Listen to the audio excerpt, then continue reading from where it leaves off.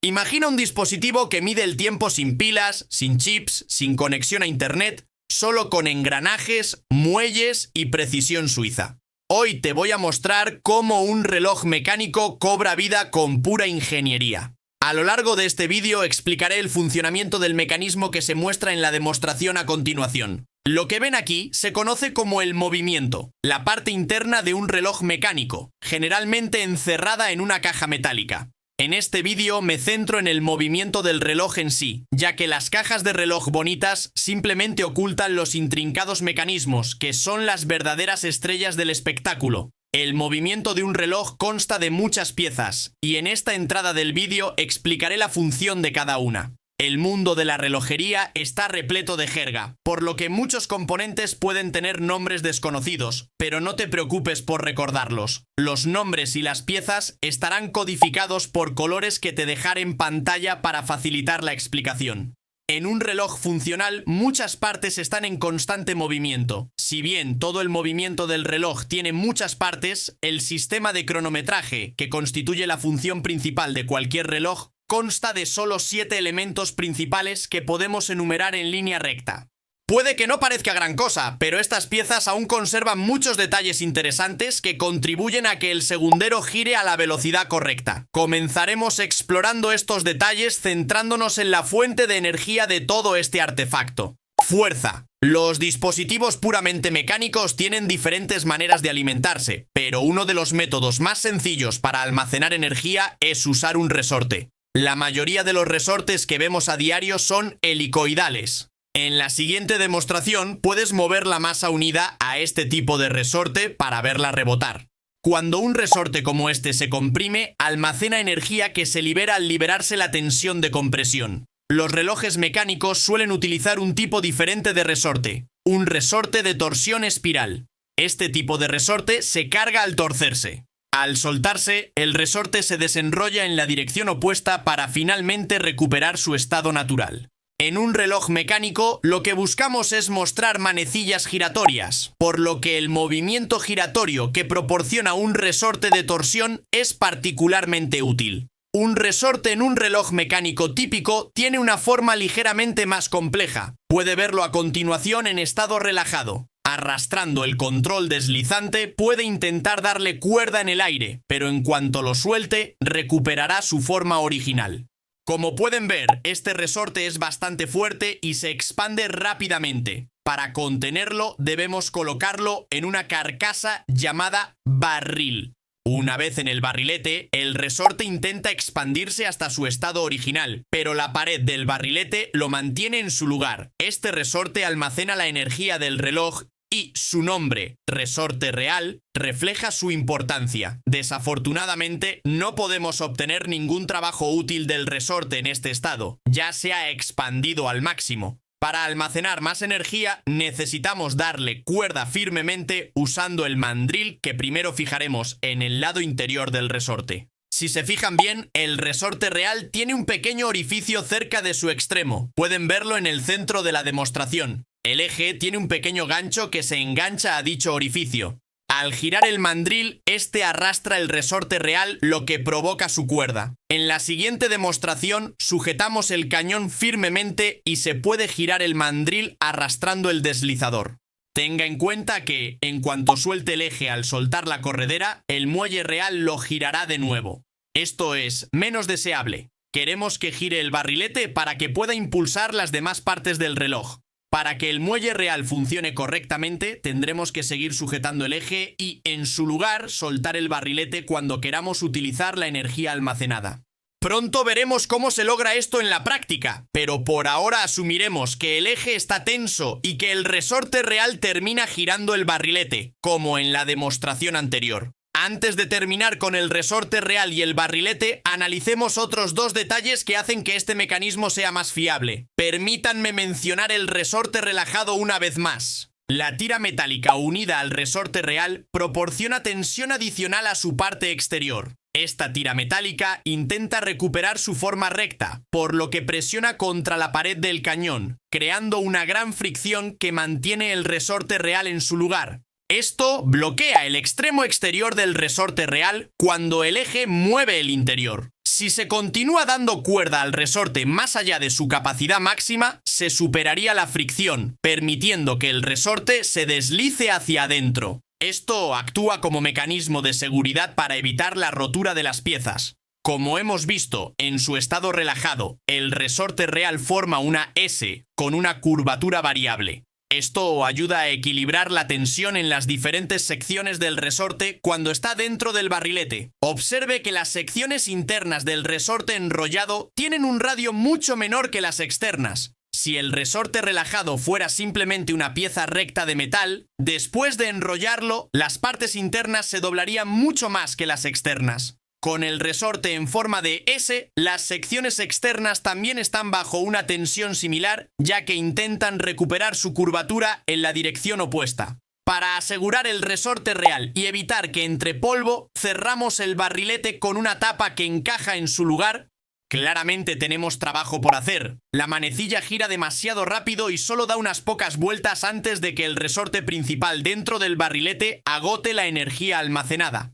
Es evidente que este artilugio no nos permitirá medir el tiempo de forma fiable. Si quisiéramos que nuestro reloj funcionara continuamente durante unas 40 horas con una sola cuerda, necesitaríamos que el minutero completara 40 rotaciones en ese tiempo. Además, el segundero debería dar unas 40 por 60 igual a 2400 rotaciones completas en ese tiempo. Necesitamos encontrar la manera de convertir un pequeño número de revoluciones del barrilete en un gran número de revoluciones de las manecillas. Aquí es donde entran en juego los engranajes. Ya he hablado de engranajes en este vídeo, así que permítanme resumir brevemente. Los engranajes se pueden usar para cambiar la velocidad de rotación entre dos ejes diferentes.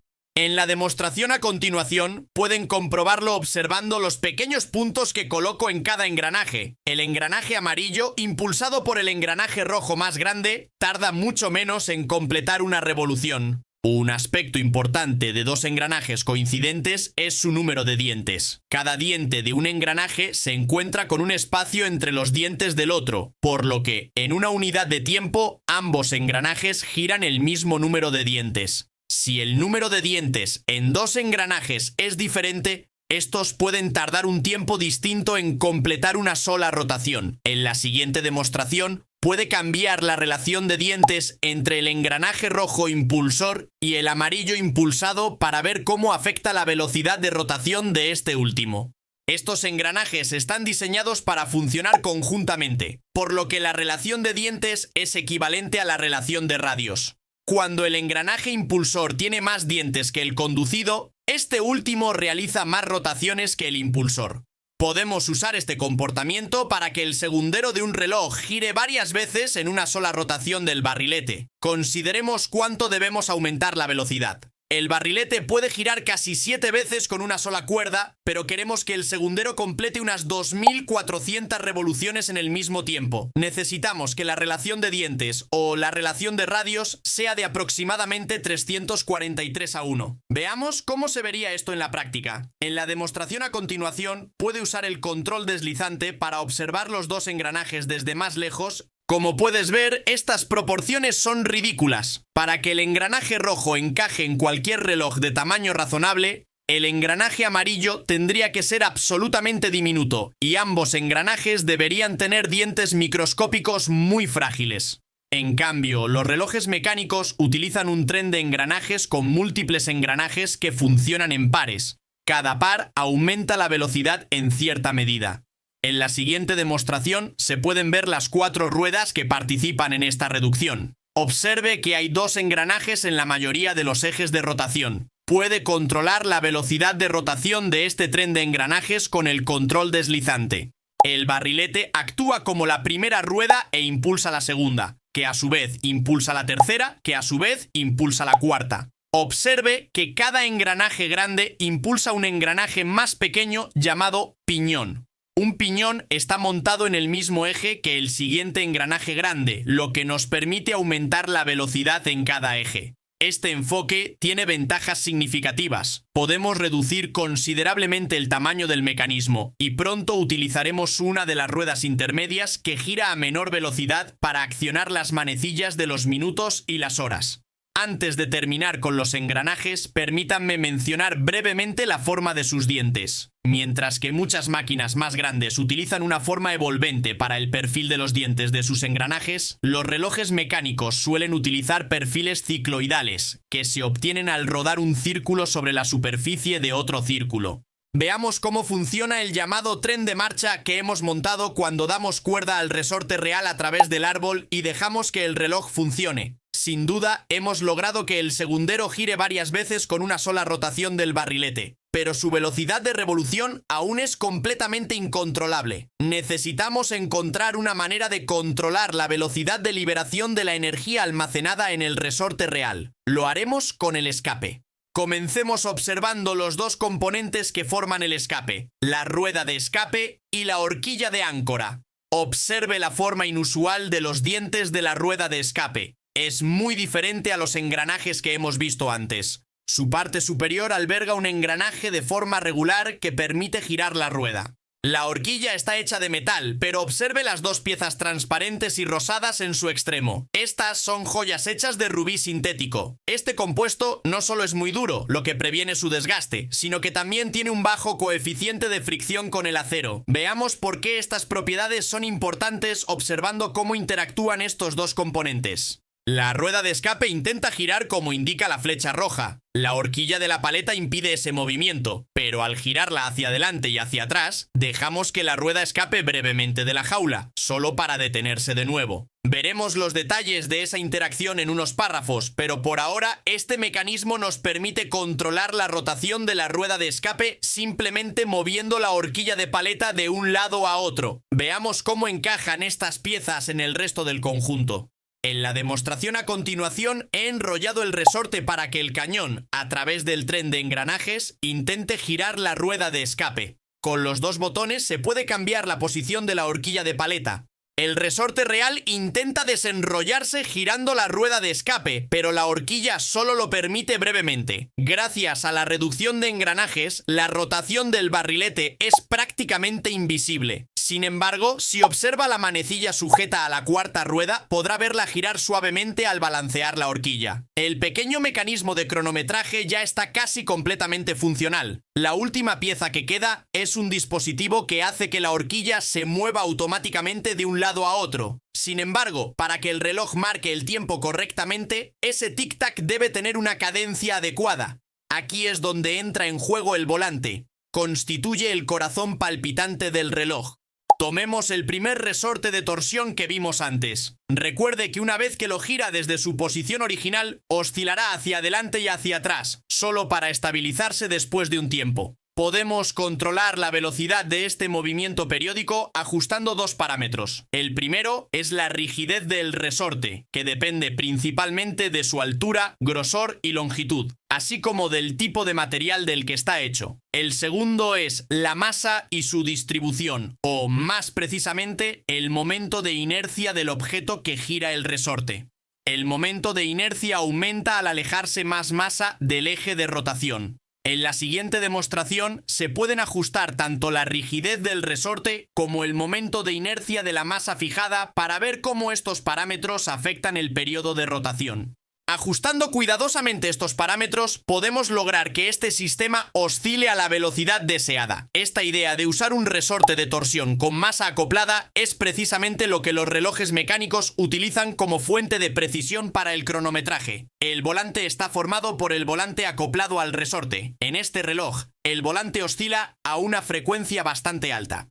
En la parte inferior del volante encontrará otra joya transparente de color rosa llamada rodillo de joya. Aunque pequeña, esta pieza es muy importante. Esta joya toca el otro extremo de la horquilla de áncora al girar el volante, lo que a su vez la empuja hacia adelante y hacia atrás. Veamos primero cómo interactúa el volante con las demás piezas. En la siguiente demostración observamos que podemos ralentizar el movimiento con el deslizador. El volante está girando hacia atrás. El rodillo de joya golpea la horquilla de la paleta sacándola de su posición. La rueda de escape se desbloquea y empuja la joya de la horquilla de paletas. La horquilla de paleta empuja el rodillo joya y el volante. Las ruedas de escape se bloquean de nuevo. El volante continúa su movimiento. Al oscilar el volante, el rodillo de joya golpea la horquilla, lo que desbloquea la rueda de escape. Una vez desbloqueada, la rueda de escape, accionada por el resorte principal, empuja la horquilla, que, a través del rodillo de joya, empuja el volante. Esto hace que el volante gane energía, lo que evita que se detenga después de un tiempo. Es equivalente a empujar a una persona que se balancea en un columpio. Cuando el volante regresa, realiza la misma acción, solo que en la dirección opuesta.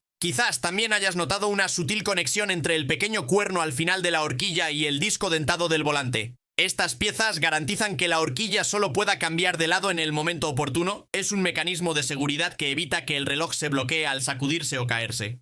Una vez que la horquilla de la paleta desbloquea la rueda de escape, esta debe empezar a girar muy rápido. Por eso, los engranajes del tren de engranajes tienen orificios. Esto reduce su momento de inercia para que el cañón pueda acelerarlos con mayor rapidez. También es importante mencionar que el tren de engranajes no solo aumenta la velocidad de los engranajes, sino que también reduce las fuerzas que actúan sobre el volante. El propio barrilete gira con bastante fuerza, pero en la rueda de escape el par se reduce considerablemente, lo que evita que ésta empuje la horquilla de áncora y, por lo tanto, el volante con demasiada fuerza. Veamos por última vez todo lo que hemos construido hasta ahora. Ahora estoy ejecutando el mecanismo a su velocidad normal. En este movimiento, el volante realiza una oscilación completa 4 veces por segundo, golpeando la horquilla 2 veces en cada ciclo, lo que suma un total de 8 alternancias por segundo o 28.800 alternancias por hora. Si bien cada reloj puede tener distintas frecuencias, todos realizan un pequeño giro del segundero varias veces por segundo, lo que da a los relojes mecánicos la ilusión de un movimiento de manecillas muy suave. En principio, todas las piezas que tenemos aquí son suficientes para que el reloj funcione, pero aún nos faltan algunos detalles. Y lo que es más importante, acabamos de dejar las piezas en el aire, así que es hora de comenzar el ensamblaje completo del movimiento del reloj.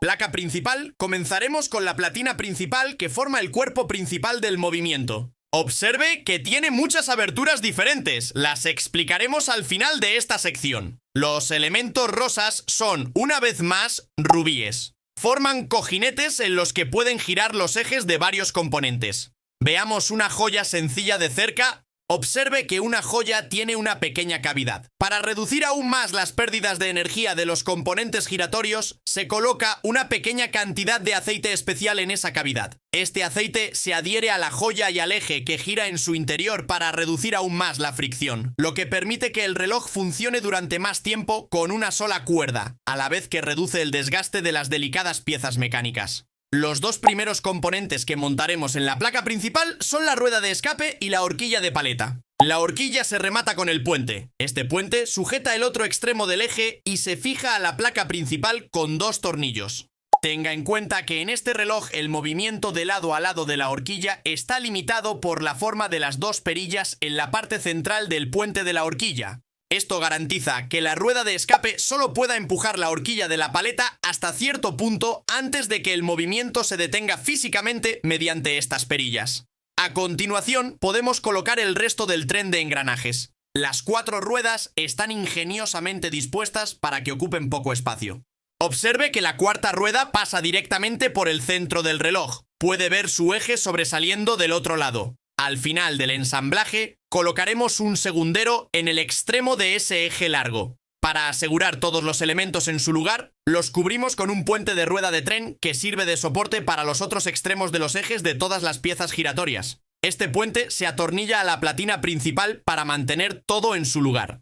La única pieza que nos queda del mecanismo inicial y que aún no hemos montado es el volante, que forma su propio conjunto. Primero, construyámoslo uniendo todas las piezas al puente del volante. Observe que el espiral es muy delicado y el volante termina estirándolo. Debido a su delgadez, a menudo se le llama espiral. Los componentes amarillo y verde azulado regulan el comportamiento del volante. Veamos cómo funcionan en acción. Los componentes amarillos están firmemente fijados al espiral y, al girarlos, podemos ajustar la posición de reposo del volante y su rodillo de rubí. Esto garantiza que las fases de tic-tac y tac del volante duren la misma cantidad de tiempo. Los componentes verde-azulado se deslizan libremente sobre el espiral, pero reducen o aumentan su longitud efectiva, ya que impiden que la sección de cola del espiral oscile libremente. Ajustando la posición de estos componentes verde-azulado, podemos modificar la duración de una sola pulsación y hacer que el reloj funcione ligeramente más rápido o más lento. Esta regulación de velocidad también se puede ajustar con precisión mediante el tornillo en la parte superior. Su cabeza no está centrada, por lo que al girarla, gira suavemente la pequeña horquilla verde-azulado. El espiral está hecho de aleaciones especiales como Nivarox, que mantienen la rigidez del resorte invariable a las diferencias de temperatura, lo que mejora la precisión general del cronometraje.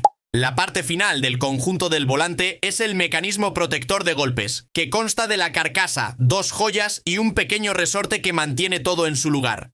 Este mecanismo protege las frágiles puntas del eje del volante contra roturas cuando el reloj sufre una sacudida repentina. Veamos cómo actúan conjuntamente estas piezas cuando el eje del volante sufre una sacudida. Cuando el reloj se sacude, el resorte absorbe el movimiento del eje de forma similar a la suspensión de un automóvil. Si la sacudida es muy fuerte, la parte mucho más gruesa y resistente del eje de volante transporta la carga a través de la caja, protegiendo así la frágil punta de la caja. Conectemos todo el conjunto del volante al resto del movimiento que hemos construido hasta ahora. Observe que el otro extremo del eje del volante también descansa sobre las joyas de protección contra impactos incrustadas en la platina principal. Con este último paso, hemos terminado de recrear el núcleo del mecanismo del reloj que vimos flotando en el aire. Sin embargo, recordarán que repasé brevemente cómo asegurar que el resorte principal se mantenga enrollado. Veamos qué sucede si intentamos darle cuerda al reloj usando el mandril. Para mayor claridad, también hice un agujero en la parte superior del barrilete para que puedan ver el resorte en su interior. Mientras se sujeta el eje, el resorte real puede impulsar el resto del reloj. Se puede ver la rotación del segundero unido a la cuarta rueda en el otro lado del reloj. Sin embargo, al soltar el eje, el resorte real encuentra una manera fácil de liberar su tensión simplemente girándolo hacia atrás. El resorte pierde rápidamente toda la energía almacenada y el reloj se detiene. Para evitar que el resorte real se desenrolle solo, debemos impedir que el eje gire en sentido antihorario, pero permitiendo que gire en sentido horario para poder enrollar el resorte. Este problema, aparentemente complejo, se soluciona con un mecanismo muy simple llamado clic. Veamos cómo funciona. Para continuar desarrollando nuestro ensamblaje, primero necesitamos colocar una base sólida en forma de puente de barril. Este sujeta el barril en su lugar y proporciona estructura para otras piezas. Dado que este puente hará que algunas zonas sean inaccesibles, también vamos a colocar una pequeña palanca que abordaremos más adelante. Luego atornillaremos la rueda de trinquete al mandril. Observe que la rueda de trinquete tiene una abertura cuadrada, que coincide con la forma cuadrada de la parte superior del mandril. Esas formas cuadradas coincidentes harán que el eje gire al girar la rueda de trinquete. Quité temporalmente el tornillo para que fuera más fácil verlo. Aquí vienen las tres piezas clave del rompecabezas. Primero, colocamos el pequeño clic en la abertura superior del puente del cañón. Dentro de su rango limitado, el clic puede girar hacia adelante y hacia atrás sobre su pequeño eje. La segunda pieza del rompecabezas es un resorte de clic. Esta pequeña pieza de metal es muy elástica. Al apretarla, tiende a volver a su posición inicial. Comprimimos un poco ese resorte de clic y lo colocamos también en el puente del cañón. Tenga en cuenta que cuando intentamos girar el clic, el resorte del clic lo empujará nuevamente a su lugar tan pronto como lo soltemos. La última pieza del rompecabezas es la corona, que también se apoya en el puente del cañón. Se fija mediante un tornillo con rosca a izquierdas. A diferencia de la mayoría de los tornillos convencionales, este se fija al girarlo en sentido antihorario. Observe cómo interactúan los dientes de la corona con la rueda de trinquete. Aunque parezca que a la corona le faltan todos los dientes, ambos engranajes aún pueden engranar y funcionar juntos. Los huecos en la corona permiten que el pequeño poste del clic se coloque entre los dientes. Si giramos la corona en sentido antihorario, engranará con la rueda de trinquete y enrollará el resorte. Observe cómo los dientes de la corona empujan el clic, pero este regresa a su posición original en cuanto queda espacio. Cuando el clic retrocede y golpea la corona, produce un sonido de clic, lo que explica su nombre.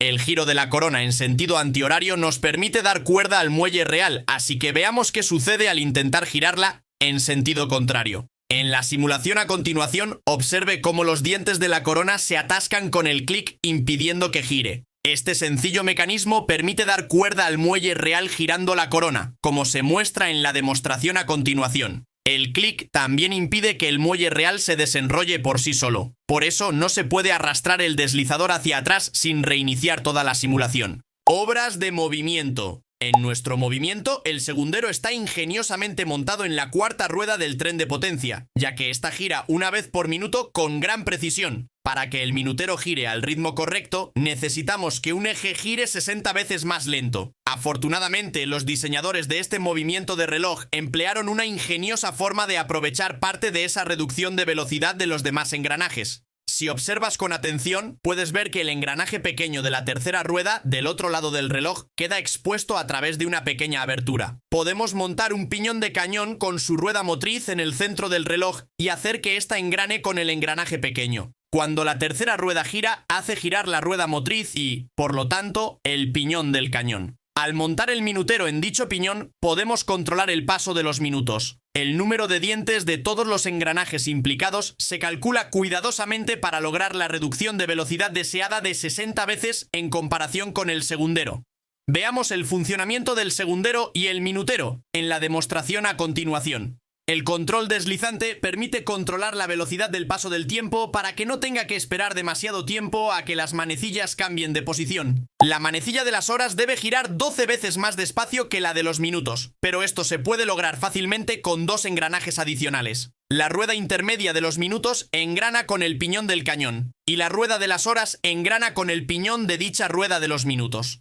La rueda de las horas puede girar libremente sobre el piñón del cañón, de modo que ambas giran independientemente.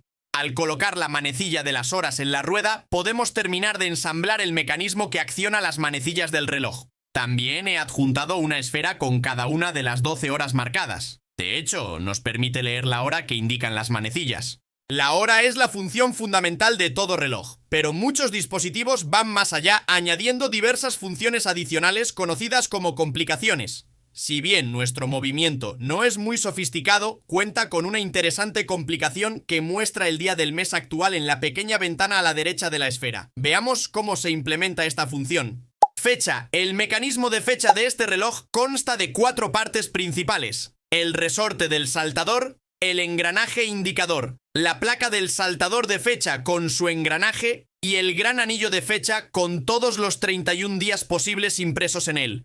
Para explicar el funcionamiento de este mecanismo, primero ocultaré todas las piezas no relacionadas. También retiraré la tapa del engranaje indicador, que revela un pequeño resorte de torsión oculto en su interior. Veamos cómo funcionan estas piezas juntas cuando gira la rueda de las horas. Puedes avanzar y retroceder en el tiempo usando el control deslizante. Al girar la rueda de las horas, gira el engranaje de la placa puente de la fecha. El otro lado de ese engranaje gira el engranaje indicador y el resorte de torsión acoplado a él. Este resorte se engancha en un diente del anillo de fecha y se flexiona, pero en algún momento empieza a empujar el anillo de fecha hacia adelante. Cuando el anillo gira lo suficiente, el resorte puente lo desplaza rápidamente a la siguiente posición. Quizás se pregunte por qué necesitamos este complicado mecanismo. Se podría suponer ingenuamente que podríamos vincular directamente la rotación del anillo de fecha con la rotación de la rueda de las horas, de forma similar a cómo giramos la rueda de las horas sincronizada con los minutos, aunque a un ritmo más lento.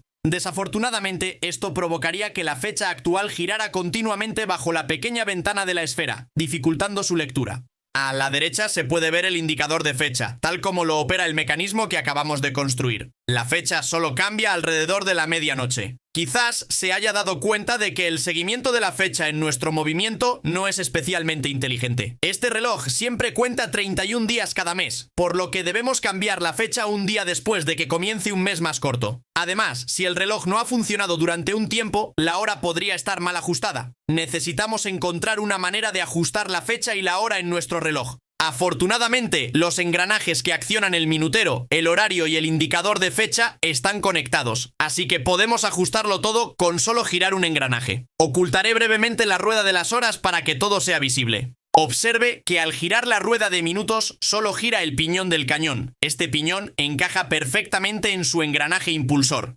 Normalmente gira con él. Sin embargo, cuando el engranaje impulsor no puede girar porque está bloqueado por el resto del tren de engranajes, el piñón del cañón puede superar la fricción de ese ajuste y girar por sí solo. Esto nos permite ajustar la hora sin interferir con el tren de engranajes, lo cual podría dañar las piezas delicadas. Con la rueda de las horas en su sitio, la rotación de la rueda de los minutos también fija la hora y, si giramos ese engranaje lo suficiente, la fecha. Con cada paso que damos, nuestro reloj se vuelve más completo, pero aún nos encontramos con algunos inconvenientes. Para cambiar la hora y dar cuerda al muelle real, tenemos que girar los engranajes internos del movimiento, que normalmente están ocultos de forma segura dentro de la caja del reloj. Además, en cada mes que dura menos de 31 días, actualmente tenemos que ajustar la configuración de la hora, ya que es la única forma de ajustar la fecha. Idealmente, encontraríamos una manera de configurar la fecha por separado de la hora. Para solucionar estos problemas, montaremos el Keyless Works, que es un mecanismo que nos permitirá resolver todos estos problemas.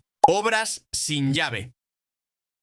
En primer lugar, veamos la corona, que es la interfaz principal para operar el reloj, y el vástago que está unido a esa corona. La corona se asienta libremente en el exterior del reloj y el usuario la toca directamente. Observe que parte de la tija tiene una sección transversal cuadrada. La tija lleva dos componentes adicionales, el piñón de cuerda y el piñón deslizante. Primero, deslicémoslos para ver cómo encajan. El piñón de cuerda tiene una abertura circular que le permite girar fácilmente sobre la tija. Sin embargo, el piñón deslizante tiene una abertura cuadrada que se alinea con la sección de la tija, que también es cuadrada. Este enclavamiento cuadrado hace que el piñón deslizante gire con la tija a medida que gira la corona. Coloquemos estas piezas en el conjunto principal. Quité temporalmente el anillo de fecha para que no estorbe. Observe que el piñón de cuerda engrana con la corona del otro lado del reloj. Para girar el piñón de cuerda, primero debemos mover el piñón deslizante completamente hacia él. Simbolizo esta fuerza de empuje con la flecha azul de abajo. Si ahora giramos la corona, la forma coincidente de las superficies adyacentes del piñón de cuerda y del piñón deslizante hace que se engranen. Finalmente, podemos girar la corona y el resto del mecanismo de cuerda del resorte, girando la corona en sentido horario.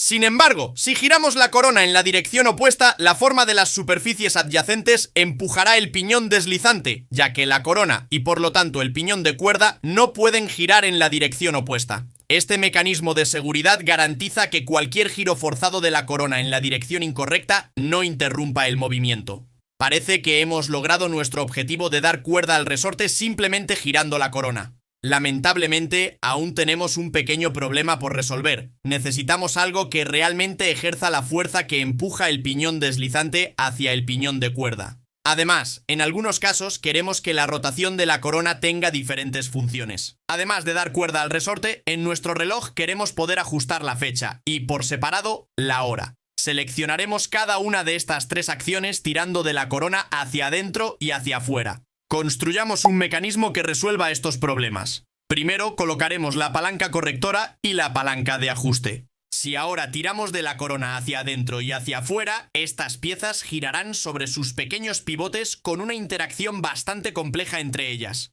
Con las demás piezas interfiriendo, puede resultar difícil ver qué sucede, así que veamos cada componente individualmente. Observe el intrincado entrelazado que se produce al mover la corona hacia adentro y hacia afuera con el deslizador.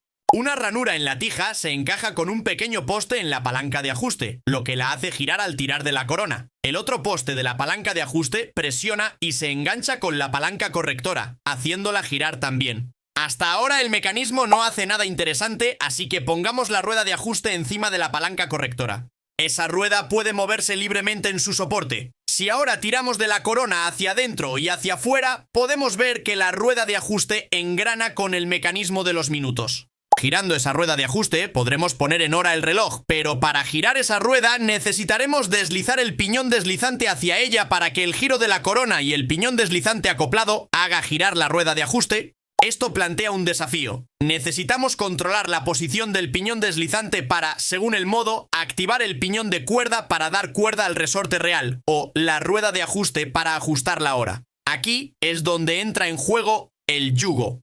En el primer plano inferior se puede observar que el yugo encaja en la ranura del piñón deslizante. Al girar sobre su pivote, empuja el piñón hacia adentro y hacia afuera, provocando su deslizamiento. Además, el yugo es empujado por la palanca de ajuste al tirar de la corona. Ya casi hemos terminado con este pequeño mecanismo. Solo nos faltan los pequeños detalles. Primero, queremos mantener todas las piezas frágiles en su lugar. Ahora mismo, nada impide que se caigan de su cuidadosa ubicación.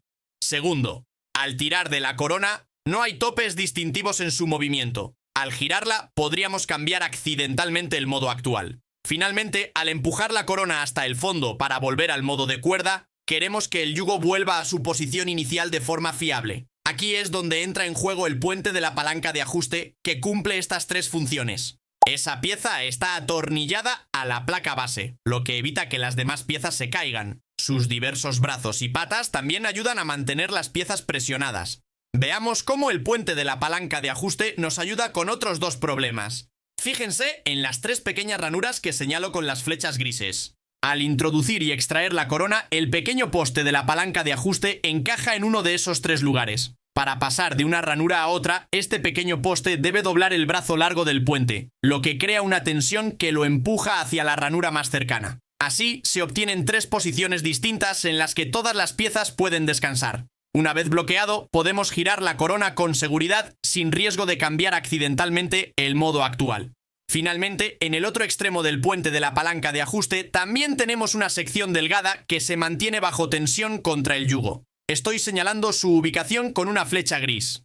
A medida que el yugo gira, la pieza metálica elástica intenta girarlo hacia atrás. Cuando la corona está en modo de ajuste de fecha u hora, la palanca de ajuste impide que el yugo regrese, pero al volver al modo de cuerda, el resorte del puente gira el yugo hacia atrás, provocando que el piñón deslizante también se mueva hacia atrás. De hecho, hay una pieza ingeniosa adicional que ha estado oculta a simple vista. Si recuerdan, colocamos una pequeña palanca en la platina principal antes de empezar a trabajar en el mecanismo de cuerda. El extremo corto de esa palanca encaja en la ranura del piñón deslizante. Al tirar de la corona y mover el piñón deslizante, la palanca gira. Al girarla completamente, la palanca roza el volante, impidiéndole moverse, lo que detiene el reloj. Como resultado, al extraer la corona completamente para entrar en el modo de ajuste de la hora, la palanca de parada bloquea el volante, lo que detiene el reloj en una acción conocida como parada. Esto permite ajustar la hora sin que el segundero se mueva solo al mismo tiempo, lo que facilita un ajuste horario más preciso. Analicemos nuevamente las funciones de este mecanismo con todas las piezas en su lugar. Al presionar completamente la corona, su rotación hace girar el piñón deslizante, que a su vez hace girar el piñón de cuerda, luego la corona y finalmente la rueda de trinquete para dar cuerda al resorte real.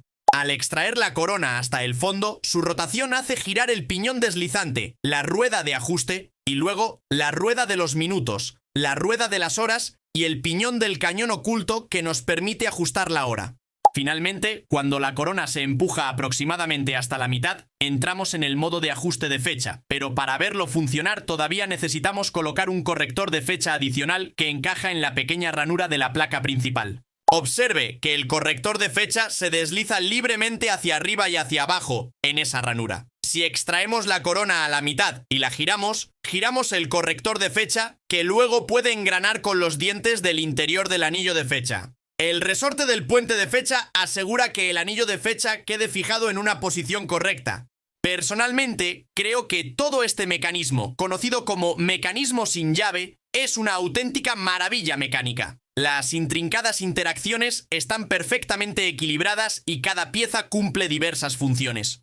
Los relojes de bolsillo antiguos se daban cuerda con una llave independiente y la corona solo se usaba para ajustar la hora, pero los relojes modernos no tienen llave, lo que explica su nombre de sin llave. Con tan solo unas pocas piezas cuidadosamente diseñadas y una sola corona, podemos controlar varios ajustes del reloj. Antes de continuar, fijemos las piezas restantes con el puente del tren de minutos.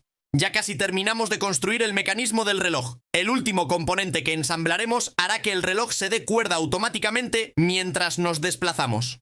Cuerda automática. Cuando la persona que lleva un reloj mueve las manecillas a lo largo del día, la orientación de este cambia considerablemente. Incluso durante un paseo tranquilo, el reloj oscila ligeramente con respecto al suelo. Normalmente se desperdicia toda la energía utilizada para mover el reloj, pero un mecanismo de cuerda automática logra aprovechar parte de ella para dar cuerda al muelle real. Primero, intentemos comprender la idea principal conectando el mecanismo de cuerda automática completo al reloj. Su parte principal es la pesa, que gira libremente alrededor del centro. Al girar, acciona un conjunto de engranajes, el último de los cuales se conecta a la rueda de trinquete que da cuerda al resorte real oculto en el barrilete. El hecho de que la pesa gire libremente es crucial. En la demostración a continuación puede observar lo que le sucede a la pesa al girar el reloj en el espacio arrastrándolo. La gravedad actúa hacia la parte inferior de este sitio web. Siempre tira de la pesa hacia abajo, lo que la hace girar con respecto al resto del reloj. Si recuerdan nuestra conversación sobre la cuerda de relojes, quizá recuerden que la rueda de trinquete solo puede girar en una dirección y el clic impide que el resorte se desenrolle por sí solo. Sin embargo, la pesa puede oscilar, lo que normalmente implicaría que cualquier sistema de engranajes conectado a ella también giraría en ambas direcciones. Si observas el mecanismo de cuerda automática por sí solo, puedes observar algo inusual. Al girar la masa con el cursor, el engranaje de salida gira solo en una dirección. Puse un pequeño punto negro en ese engranaje para que sea más fácil de ver. Para entender cómo sucede esto, veamos primero todas las partes involucradas en el mecanismo. El engranaje verde está fijado directamente a la parte inferior del peso, de modo que, al girar este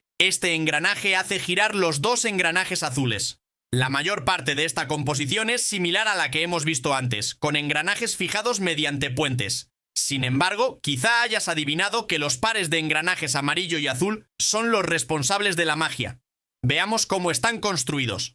El engranaje azul puede girar libremente sobre el engranaje amarillo, y las palancas con forma de pez también pueden girar sobre su eje a través de los orificios del engranaje azul. Observe que la parte interior del engranaje amarillo tiene una forma particular. En la demostración a continuación, quité la mayor parte de la parte central del engranaje azul para que pueda ver su interior. Puede girar el engranaje hacia adelante y hacia atrás, con el control deslizante para ver cómo interactúan las piezas. Observe que al girar el engranaje azul en sentido antihorario, las palancas se deslizan por el interior del engranaje amarillo. Sin embargo, al girar el engranaje azul en sentido horario, una de las palancas se atasca y empieza a girar el engranaje amarillo con ella. Este ingenioso mecanismo transfiere la potencia del engranaje azul al amarillo en una sola dirección. El conjunto de cuerda automática contiene dos engranajes. Uno acciona el engranaje de salida al girarlo en sentido horario y otro lo hace girar al girarlo en sentido antihorario. En la demostración a continuación, puede observar lo que sucede al girar el engranaje unido a la pesa. Para facilitar la visualización, quité todas las piezas no funcionales. Tenga en cuenta que estoy resaltando un par de engranajes amarillo y azul solo cuando transfieren potencia directamente del engranaje de peso al engranaje de salida. Solo uno de estos pares está activo a la vez. El otro gira lentamente o actúa como intermediario para cambiar la dirección de rotación y asegurar que el engranaje de salida siempre enrolle el resorte. Tenga en cuenta que el engranaje de salida gira muy poco en comparación con el engranaje fijado a la pesa, por lo que se requiere un gran movimiento del brazo para dar cuerda completa al resorte real. Sin embargo, a lo largo de un día, el mecanismo de cuerda automática suele garantizar que el resorte real se mantenga enrollado. El tamaño de todo.